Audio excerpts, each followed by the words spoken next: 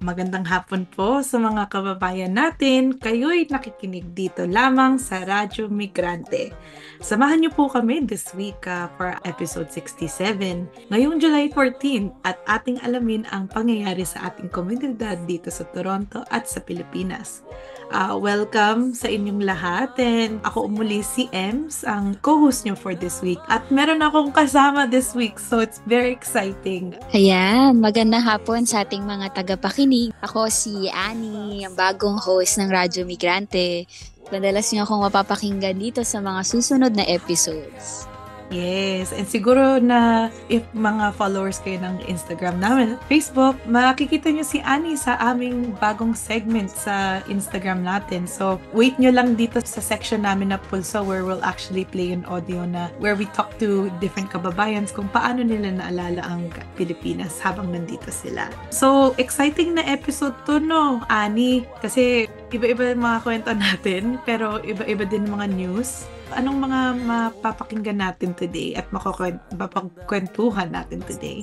Abangan natin ang ating Pulso segment kung saan interviewin natin si Amira Lidasan, ang co-chairperson ng Sandugo at Bangsamoro People's Alliance.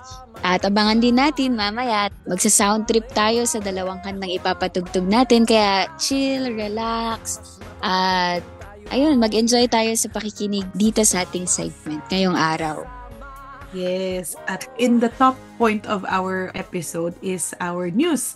And yeah, so maybe we can start sa news. Alam ko yung isang pinakamalaking news is yung naging wage increase sa NCR this week. Ayan mga kababayan, sa ngayong linggo na karoon ng bagong balita sa Pilipinas kung saan nagkaroon ng wage hike sa National Capital Region. At sa ating sa labor sector, nagpahayag sila ng pagkadismaya dito sa bagong balita na ito dahil pinasa ang Wage Order number 25 ng Regional Tripartite and Wage Board sa National Capital Region, kung saan ang bagong order na ito ay nag-uutos ng karagdagang 35 pesos sa minimum wage. Ibig sabihin, yung dating 610 pesos na minimum wage sa NCR ay magiging 645 pesos. At nagpahayag ng pagkadismaya ang labor sectors dahil ito ay insulto sa kanila. Dahil sa totoo lang, mga kababayan, alam naman natin ang 35 pesos ay hindi pa makakabili ng 1 kilong bigas, lalo na sa kalagayan ng ekonomiya ng bansa natin. Ang dagdag na 35 pesos ay hindi pa aabot sa 1 kilong bigas. At taliwas ito doon sa panawagan ng mga manggagawa na itaas na sa 150 ang sahod ng mga manggagawa in national minimum wage. Dahil itong 35 pesos na minimum wage ay sa NCR lamang.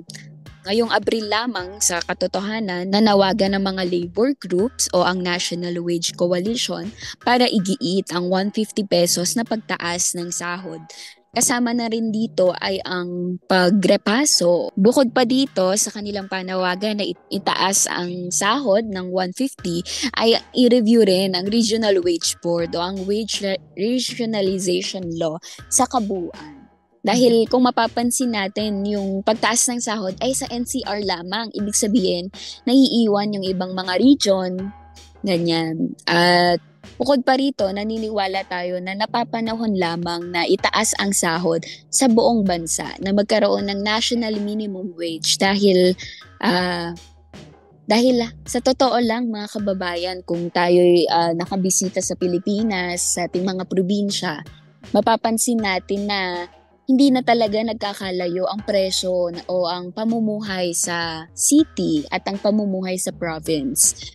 Kaya ayun, isa sa kanilang mga pinanawagan ngayong linggo lamang. Hinihikayat natin ang ating mga kababayan na maglabas ng kanilang mga saloobin, ng kanilang mga pagtingin tungkol dito kahit pa andito tayo sa Canada. Dahil alam natin bilang mga migranteng Pilipino, naapektuhan pa rin tayo ng mababang sahod sa Pilipinas. Sa ating mga tagapakinig, yan, kamustahin natin ano ang palagay ng ating mga pamilya na nagtatrabaho sa Pilipinas, kung ano yung nararamdaman nila dito sa bagong wage hike. Ito ba ay insulto sa kanilang trabaho? Ayun lamang. Maraming salamat, Annie. It's really interesting kasi I think most of the time pag pinag-uusapan natin wage dito sa Canada, it's usually per week, per month. Pero dito, pinag-uusapan natin per day. So, kung itatry natin i-convert ang approximate na yun kumpara dito at sa Canada at sa Pilipinas, ang 645 pesos, kukulang pa ng 15 Canadian dollars dito. So, how do we fit that budget to afford living securely sa Pilipinas?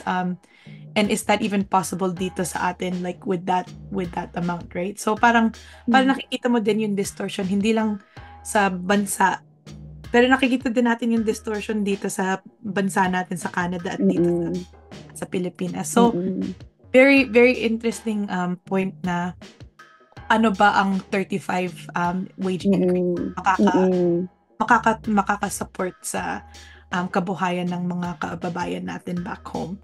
So thank you, Annie, for that. At isa pa doon, mga kababayan, ayon sa datos ng Ibon Foundation, ang family living wage ay 1,207. So kung i-compute natin yung 645 na ngayon mula doon sa dagdag na 35 pesos, malayo pa rin siya doon sa living wage per day ng pamilyang Pilipino. Kaya ayun, ibig sabihin lang, kung mababa ang sahod dito sa Canada, magigipit din ang mga pamilya dito sa Toronto na nagpapadala sa kanilang mga pamilya.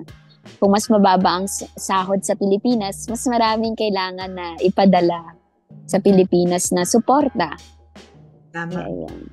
At alam mo, Annie, actually, very timely ang sinabi mo yun huli. It's like, na in many ways, yung mga pamilya natin na napapuwersang to send more money back home.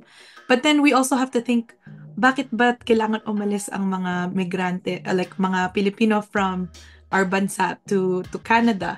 And actually, based on sa this week, meron kaming nabasang news sa Toronto Star highlighting na ang temporary resident population ay it's surging. So, ang temporary and foreign worker pathway from other parts of the world to Canada is increasing. The population of temporary foreign workers is increasing, both as international students but also workers as well. So itong article galing sa Toronto Star, sinasabi na yung mga nagiging karanasan ng mga residente dito na temporary ay mahirap din, no? Tulad ng kwento nila na 22-year-old estudyante from India na nagsa-study sa Brampton na maraming uncertainty siya na nararanasan, racism that she faces, and hindi niya alam kung how secure is her future dito. Despite nagko-contribute siya sa society, nagko-contribute siya sa trabaho, either through work and volunteering. So nakikita na maraming nararanasan pa rin ang mga migrante, not just Filipinos but other migrants as well, sa mga barriers as they try to transition dito sa Pilipinas. And so with that kind of challenges, marami din mga mga international student groups, mga migrant groups that continue to call and demand for a common action, especially para sa mga international students. Specifically na kasi yun, pagkatapos mo maging estudyante, may 3 months ka lang ata to find a permanent job. So kung hindi mo nakamit yung 3 months na yun, what happens? What happens to the work permit? What happens to that postgraduate permit? So, mga demanda ng mga migrante is to extend it because there is gonna be expiring permits from 2024 and 2025. So, with the backlogs, it can create a crisis that will, quote-unquote, says, punishing the immigrant population by putting them at the risk of deportation, which is unjust. We have to highlight and continue to recognize despite na foreign temporary workers, they still deeply contribute to our Canadian economy. Kung may strain doon sa pagpamumuhay dito, paano natin masusuportahan ng mga pamilya natin back home? Nakakalungkot pala na balita ang marinig yung kalagayan ng mga international students natin dito dahil sa totoo lang, hindi biro ang maghanap ng trabaho dito sa Canada. Kumbaga, madalas natin naririnig na maraming opportunities dito sa Canada. Pero marami pa rin ang nahihirapan na maghanap ng trabaho. Kaya nananawagan ng international student na i-extend pa ito at bigyan sila ng hope o ng pag-asa na magpatuloy dito sa bansa. And parang you just reminded me sa isang quote sa article ng Spring. Yun isang organization, Najuan Support Network, who advocates for student and migrant workers here sa Brampton. Sinabi nila, status is a big barrier for every immigrant. Once you have residence, you don't want to work under the table. You don't want to work on cash. You will start asking for overtime and vacation pay. Nobody wants to work for $8 or $10 an hour. They need more and more immigrants for cheap labor. So nakikita natin na exploit din ang mga temporary foreign workers or international students to take risky jobs that puts them in risk physically, mentally, and also financially as well. Mahalaga talaga ang seguridad sa trabaho sa mga manggagawa. Dahil kahit maging sa Pilipinas, yung nag-uudyok sa kanila para lumabas sa kanilang bansa ay kawalan ng seguridad. Pag-provide ng nakabubuhay na sahod, pag-provide ng security o regularization sa jobs. Kung hindi niya nakakamit yung ganong status, ang tendency ay lalabas siya ng bansa. And maging dun sa bansang pupuntahan niya, ay malaki pa rin ang posibilidad na may ganong harm sa kanya o may ganong threat sa kanya na kawalan ng seguridad sa trabaho. So, ilan lamang sa mga pinagdadaanan ng mga manggagawa dito sa Canada. Kung gusto nating mas alamin, pwede nating simply kamustahin ang ating mga magulang, kung kamusta sila sa kanilang mga trabaho, para mapakinggan natin ano ba yung storya ng kanilang pagiging manggagawa dito sa Canada. Dahil halos lahat ng mga Pilipino dito ay mga manggagawa dahil nagpunta sila dito para magtrabaho. Yan. At maging yung mga international student ay naghahangad din sila ng magkaroon ng status o permanent residence dito sa Canada para makamit yung mga benepisyo. Maraming salamat, Annie. And that wraps up our news segment for this week. So with that being said, ang ating pulsong segment, mapapakinggan natin ang mga nasa loobin ng mga ating kababayan. Ito ay sa Little Manila, sa Bathurst and Wilson. At nakasama din natin yung ibang mga interviews ni Waynes na nakuha niya rin sa Little Manila at Earl Bales Park. Hello kababayan! Welcome sa ating bagong series dito sa Radyo Migrante na pinamagatang Buhay sa Canada. Ito ay parte ng aming Pursue segment kung saan tatanungin natin ang pulso ng masa tungkol sa buhay dito sa Canada. Ano po yung pangalan nyo? Kahit palayaw po. Jeffrey. Ako si Jeff. Tagasan po kayo sa Pilipinas? Sa Caloocan. Ilang taon na po kayo dito sa Canada? Bali, 15 years na. Tagal na po Kahit na nandito po tayo sa Canada, paano nyo po inaalala yung Pilipinas? Well, siyempre, kahit na nandito tayo sa Canada, siyempre, wag pa rin natin kalimutan yung ating bansa, di ba? Kahit nandito tayo, malayo tayo sa Pilipinas, marami tayong mga paraan para gunutain natin, especially yung Independence Day. Kasi nga, mostly ng mga Pilipino, yung mga pinanganak na rito especially, nakakalimutan nila yung ating kultura, mga ninuno natin, di ba? So mahalaga pa rin kahit na nandito tayo, kahit Canadian o dito pa rin tayo pinanganak, is dapat nating gunitain para wag nating kalimutan ang ating bayan. Advice natin, syempre lagi nating alalahanin yung bansa natin. Yun lang, tsaka mahalin natin. Tsaka syempre, kahit na kasi dito marami opportunity sa Canada, wag nating kalimutan na tumulong pa rin tayo, especially sa mga family natin na naiwan sa Pilipinas. Tsaka siyempre, i-guide natin sila kung ano yung mga opportunity dapat i-share din natin sa kanila. Ayan! Kaway ka, tita! Yeah. Ano po ang pangalan nyo? Ako si Romel. Tagasan po kayo sa Pilipinas? Taga North. North. Ilocano. Ay, Ilocano rin po ako. Ilang taon na po kayo dito sa Canada? Tagal na. Since 1995.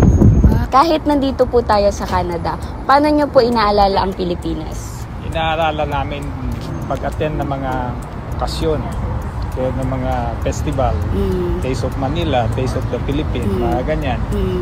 So, namimit namin mga Pilipino. Kaya parang feel at home din. Lalo dito sa Wilson, marami mga Pilipino, marami mga parang Quiapo. So, kung kakain ka dyan, para ka na rin nasa Pilipinas. Siyempre, nawawala yung homesick mo. Naalala mo sa Pilipinas. Although na magre-retired na, kailangan pa rin magtrabaho. So, ano po yung mga tips niya sa mga kapwa Pilipino? Kung ano po yung mga pwede nilang gawin para alalahanin pa po ang Pilipinas? Hanapin kung saan ka lulugan. Main ka sa labas, sa mga Filipino store, main ka ng pandesal sa umaga. Gano'n. Yung may reno pa. Oo, kailangan magsalita sila. Ipag-usap ng lingwahe natin para matuto sila. Kasi kung sila natututo, kung nanonood ka lang at hindi ka nagsasalita, pwede mong naiintindihan pero hindi ka makapagsalita.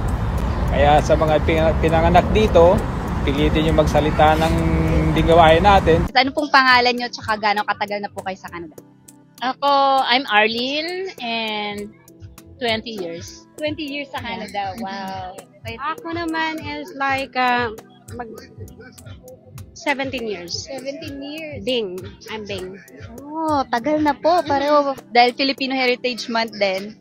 Kahit nandito na po kayo sa Canada, paano nyo po inaalala yung Pilipinas? Inaalala namin ang Pilipinas, obviously, sa pagpapadala. Yun lang yun. Papadala po sa pamilya? Yeah. Pagtulong sa mga batang nangangailangan. Magdo-donate kami, mga ganun.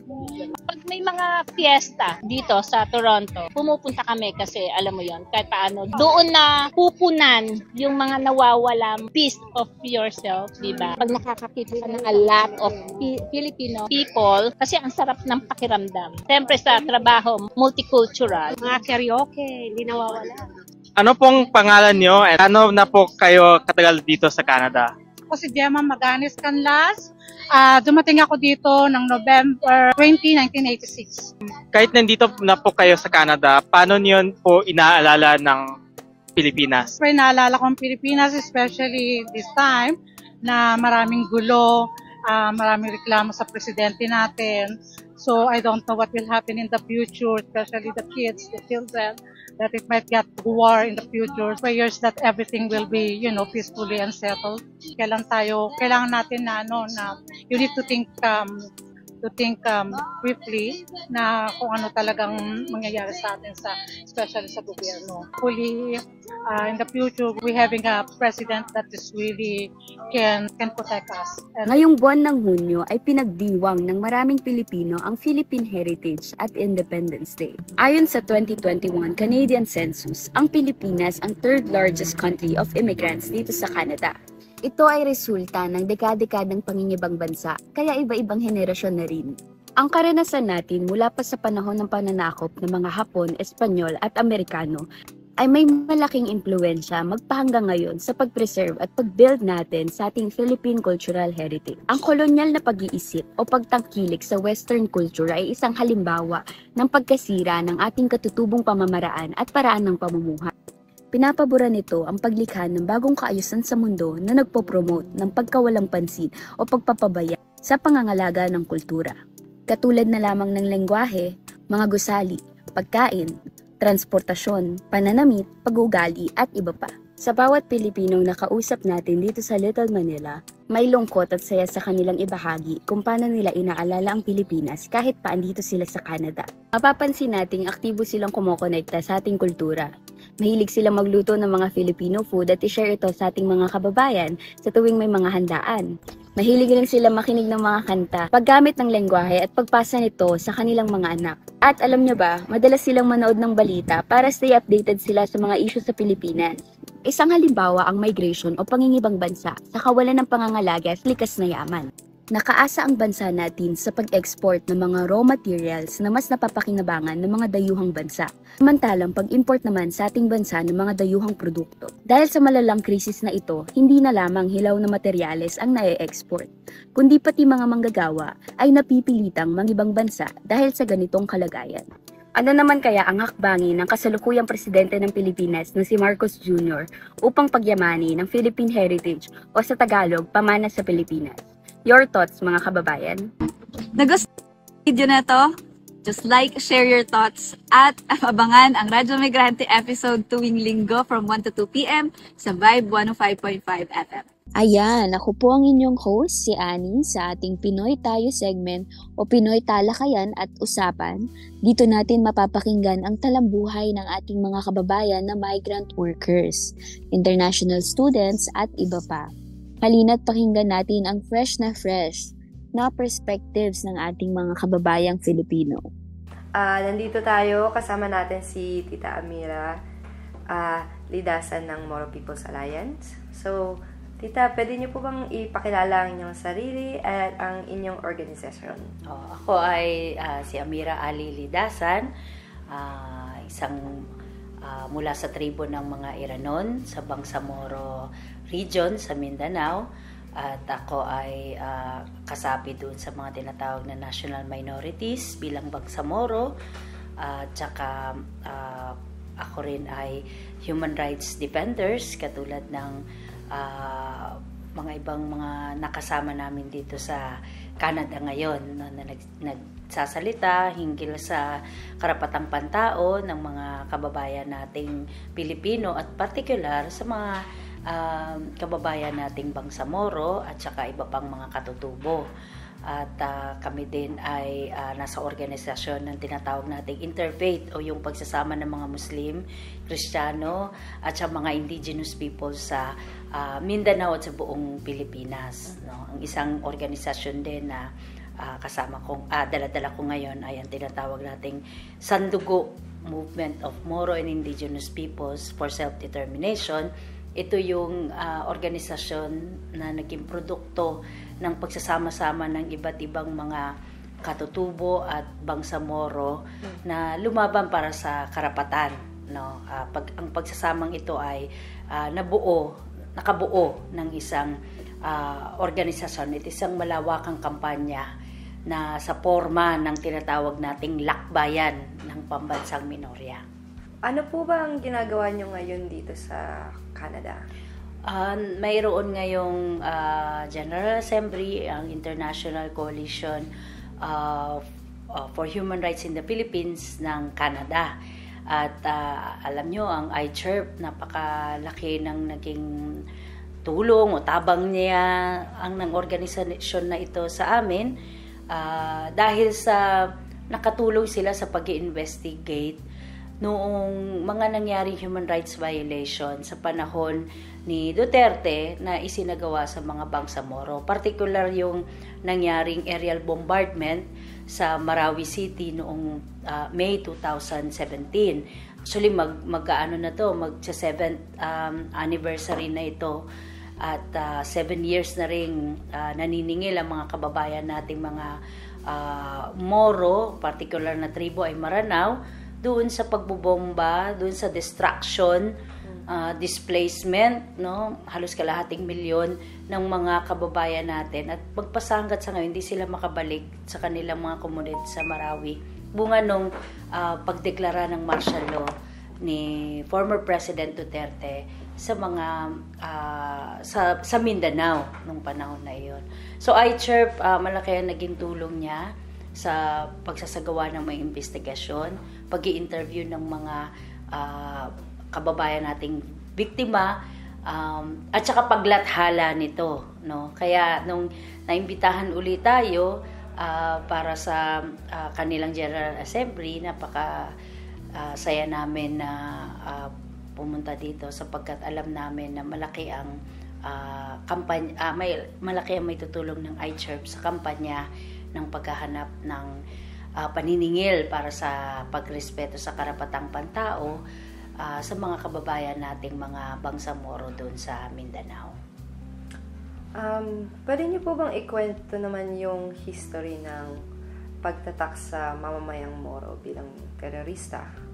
Anong epekto nito sa Bangsamoro? Siguro bata pa lang ako, naririnig ko na yung termo ng terorista to define ang mga kababayan naming Moro na mga lumalaban para sa sariling pagpapasya. So, hindi maialis na ang aming mga pamilya, halos lahat no, ng mga pamilya sa Mindanao, lalo na sa area namin na Muslim Mindanao, ay mayroong partisipasyon at saka nakikisimpatya doon sa adhikain na yun. Kasi iyon ang adhikain namin, ang marespeto, ang karapatang pantao ng Bangsamoro, ang makilala, ang karapatan niya na makapagbuo ng sarili niyang pampolitikang kaayusan, no, at maipatampok paano i-develop ng sa sarili niyang kakayanan at sa sarili niyang facing ang kanyang lupang ninuno, ang kanyang mga teritoryo, no. So naririnig namin yang terminong terorista dahil doon sa presensya ng mga armadong grupo o yung mga liberation fronts na nandoon sa amin, particular ang Moro National Liberation Front at Moro Islamic Liberation Front. Pero iba kasi ang ang gobyerno ng Pilipinas, no. Walang pagtatangi yan pagka sinabing mga Moro Liberation Fronts ang tinatarget nila o sinasabihan o binabansigan nilang terorista, damay ang lahat ng komunidad. Kaya ang nangyayari pagka nabansagang terorista ang aming komunidad dahil sa may mga presensya ng MNLF or MILF, sumusunod dito yung mga worst cases of human rights violation and violations of international humanitarian law, yung libo-libong displace ng mga kababayan namin, yung daan-daan ng mga bilang ng mga nagiging casualty ng digmaan at saka ginagawang target, no, para sa digmaan na to, para isuppress kami bilang komunidad. So yun, pero mas matindi ang naging pagbansag ng terorista sa amin nung panahon ng War on Terror.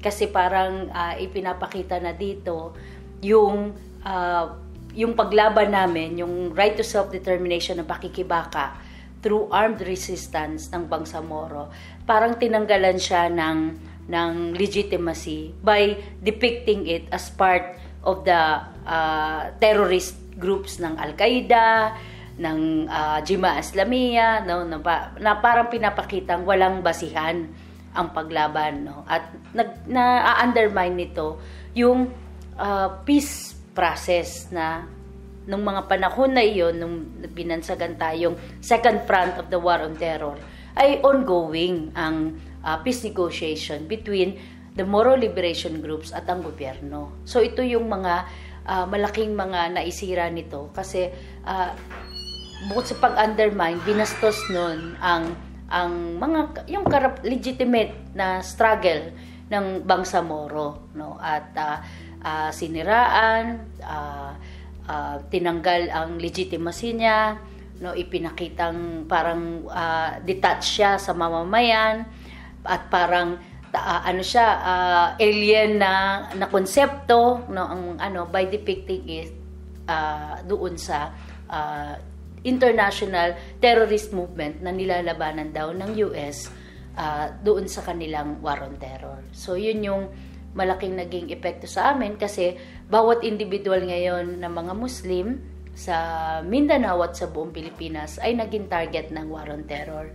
Illegal arrest, no, kasama ng pag-terror tag sa inyo ay illegal arrest, illegal detention, no, mga more than 2 decades na yung iba na nakakulong, at syempre yung mga trumped up charges, no, kasi ang mga Bangsamoro ngayon parang to have a name that sounds like sa name ng mga terorista ay nakukuha ka na terror tag ka na, at saka nagiging target ka na para sa kanilang mga arrest and detention. Tapos syempre nakakalungkot kasi ang iba dito ay kilala na namin o sa komunidad bilang mga magsasaka, mangingisda, simpleng nagbebenta ng mga mangga o kaya ng mga pagkain, at yung iba naman ay mga estudyante, at lahat sila ay mga pinaratangan, ikinulong, tinorture pa para aminin na sila ay miyembro ng Abu Sayyaf, at hanggat sa ngayon nga ang kalakhan sa kanila ay na-convict 66 sa mga kaso ng kriminal na kaso na hindi naman sila ang may gawa, o kriminal na kaso na ipinataw sa kanila pero ikinaso sa mga grupo o miyembro ng Abu Sayyaf Group. Paano nyo naman po ilulugar ang mga peace accords na nagawa sa pagitan ng gobyerno at ng MNLF at MILF? Oo. Kailangan, ang malaking katanungan kasi sa Bangsamoro ay ano ba ang pwesto nitong peace negotiation na pinasok ng Moro Islamic Liberation Front at saka Moro National Liberation Front sa gobyerno. Kasi alam namin na ang gobyerno hindi kumikilala sa right to self-determination, or yung pinakakipot o limitadong right to self-determination ang kinikilala niya. Sabi nila, dapat nakabase lang sa Philippine Constitution. Lagi namin sinasabi, kaya nga nag-struggle ang ating mga kababayang Bangsamoro ay dahil hindi kinikilala ng Philippine Constitution ang karapatan nila sa ancestral domain, sa lupa, ang karapatan nila magkaroon ng sariling pampulitikang kaayusan, at ang kanilang karapatan na mag-develop sa phase na nararapat sa kanilang komunidad. Kaya matagalan din ang naging labanan noon dahil sa malaking pagkukulang ng gobyerno na kilalanin ang karapatan ng Bangsamoro. Pagkatapos, ang i-offer mo na peace negotiation ay isang peace negotiation na kupot, tali uli sa konstitusyon, at talagang naglimita doon sa pwede mong ipaglaban ng mga karapatan o ipasok ng mga agenda ng mamamayan. Ngayon, napasok sa ganyan ang MNLF at MILF dahil na rin doon sa konteksto ng war on terror. Sabi nga natin kanina, sila ay armadong grupo, sila ay Muslim na grupo, nag-a-adhere sa Islam, no? At nung ginawa tayong second war on terror, ito yung tinarget ng US sa kanyang global war on terror, at dinagdagan pa ito ng mga armadong grupong Bangsamoro ay tinatakan ng mga foreign terrorist organization. So, sa ganitong konteksto, talaga maiipit ang MNLF at MILF na tanggapin ang isang peace process na tali sa konsepto ng gobyerno ng ano ba ang solusyon sa problema o pakikibaka ng Bangsamoro. At ang nakakatakot pa doon, mayroon itong dagdag na parang sulsul mula sa US, at nakita natin ito doon sa kanilang inilalabas ng mga US Counterinsurgency Guide na kung saan kinakailangang mapasuko imbis na i-resolve ang roots of the conflict. Ang pinaka-objective na ngayon ng Philippine government ay mapasuko ang MNLF at MILF. At ang nakita natin doon na kanilang ginamit din ay ang taktika na tinatawag nating DDR o disarmament, demobilization at reintegration. So ibig sabihin, ito ay para lang doon sa mga grupong MNLF at MILF. Pero yung problema, yung roots of the conflict na nabanggit natin ay hindi nare-resolba. Yung kahirapan, yung displacement, yung hustisya, yung kahit na mayroong peace negotiation, nagpapatuloy ang military operations sa community. Nagbababa ng martial law, no, sa na walang hustisyang nakuha ang ating mga kababayan. At ang ipinipilit nila, ang tanging solusyon lang dyan, ay magtayo kayo ng isang autonomous government isang gobyerno na halos kinokopya din or inuulit lang din ang mga polisiya na meron ng national government. So para siyang representative na lang ng Philippine government. So kung ano ang Philippine government sa buong mamamayan, nagsusuppress ng karapatan natin, nangaagaw ng mga lupang ninuno, parang ganun na rin ang ibinibigay na powers, no, doon sa sa autonomous government. Kaya ang naging malaking katanungan ng mga kababayan natin is niresolve ba ng peace negotiation ng gobyerno sa MNLF at sa MILF ang roots of the conflict, ang kawalan ng lupa, ang kahirapan, ang kawalan ng karapatan, no, ay nirespeto ba ng gobyerno yun? Niresolve ba niya? Ang lumalabas sa atin ay sa ilang taon na ongoing ang peace negotiation ay hindi, no, hindi nare-resolve ba, bagkus nagagamit, no, ang autonomous government, ang dating mga liberation movements para lalong isuppress ang mamamayan sa pamamagitan ng pag-impose ng mga national policies and national laws na yun din ganun din patatakbuhin ang autonomous government. Kaya kung ang gobyerno natin ay anti-people, hindi nagpapakita ng interes ng mamamayan o hindi nagdadala ng interes ng mamamayan, ganun din hinuhulma ang autonomous government. Ganun niya din finiframe ang pagkakabuo nito. Paano po natin mako-compare or mako-contrast ito sa NDF peace process? Oo, syempre ang NDFP ay hindi kasing eksklusibo ng MNLF at MILF dahil ang MNLF at MILF naman ay those who adhere to being o yung self-ascribed na Bangsamoro ka, kaya hindi yan Muslim lamang, may ibang Kristiyano, may ibang lumad na kumikilalang Bangsamoro, ay pwedeng maging kasama or madadala ang kanyang kausa issue sa usaping pangkapayapaan ng MNLF at saka ng MILF. Pero syempre napaka-kitid nito, napaka-eksklusibo, no? At geographically nakatuon lamang sa ilang parte, ilang probinsya o isang rehiyon nga sa Mindanao. Ang kaibahan ng NDF ay dinadala niya ang buong issue ng demokratikong aspirasyon ng lahat ng mamamayan. Kasama na rin doon ng Bangsamoro kasi nakalagay ang Bangsamoro at mga katutubo ang pagkilala ng karapatan para sa sariling pagpapasya doon sa programa ng NDFP. So paano natin ito makikita? Makikita natin doon sa mga agenda na inilakad ng NDFP sa usapang pangkapayapaan. Paano kami kunyari nakaka-access, no, or nakakapasok sa comprehensive agreement on the respect for human rights and international humanitarian law. So yung mga kaso ng human rights violation at yung mga kaso ng pagpapalaya sa amin, sa pilitang pagpapalikas sa aming komunidad, yung distraction na sa aming komunidad, bunga ng mga incessant bombings, aerial bombings sa aming community, na ipapasok namin ito doon sa kasunduan na ito bilang paglabag ng gobyerno sa sa karapatang pantao at international humanitarian law sa Mindanao. Kaya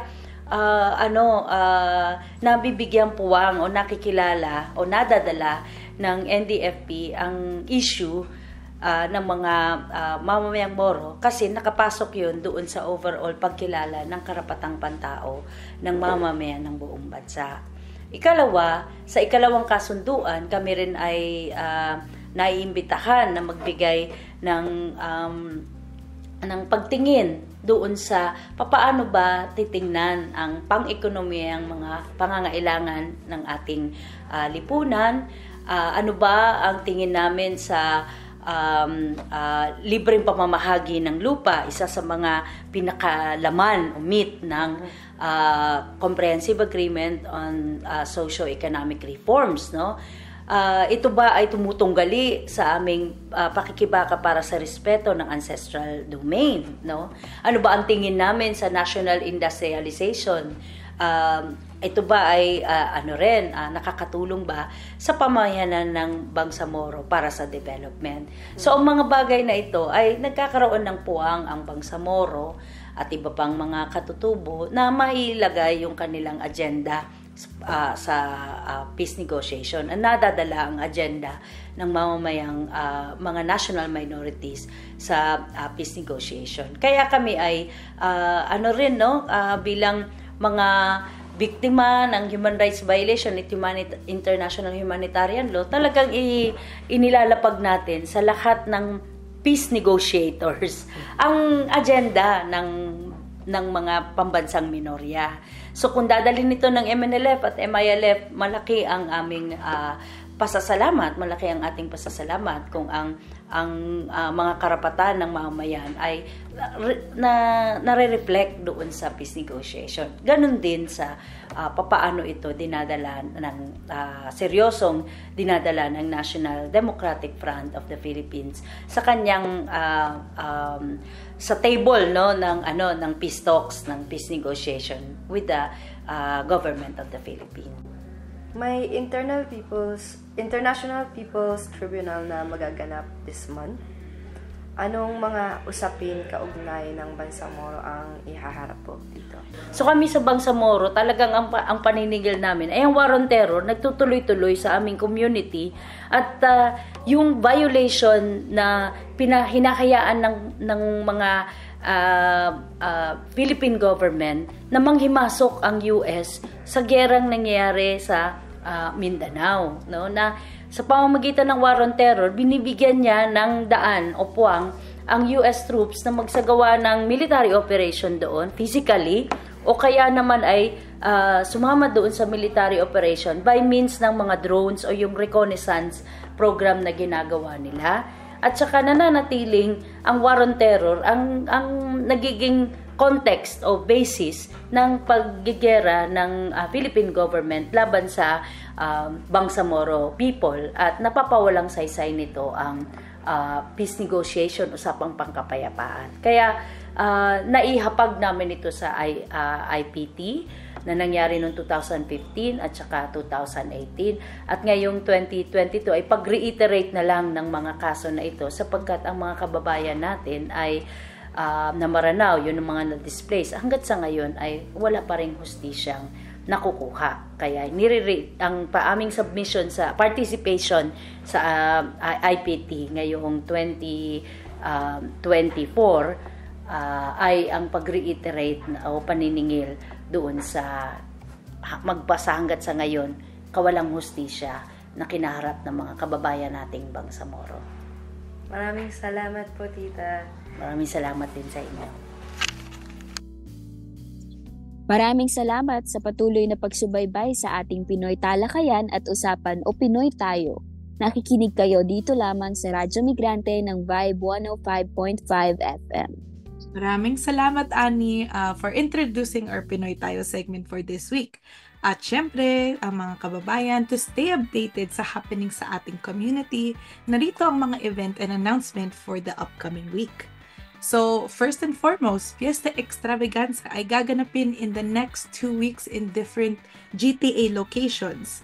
So, sa July 6 to July 7, gaganapin to sa Vaughan at 1441 Clark Avenue West.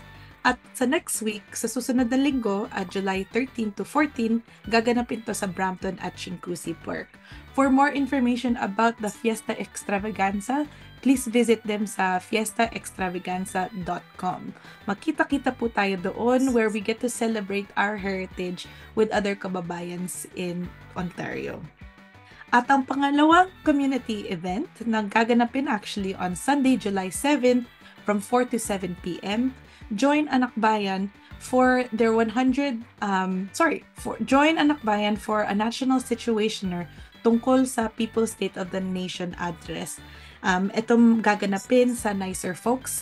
Address is 300 Campbell Avenue, Unit 306 at Toronto. To learn more information about the event, please visit Anak Bayan Toronto in social media, either on Instagram or Facebook. Ayan. Para sa huling bahagi, Nais lamang namin kayong imbitahan kung kayo ba ay interesado maging bahagi ng Radyo Migrante. Halina't sumali sa Radyo Migrante Collective.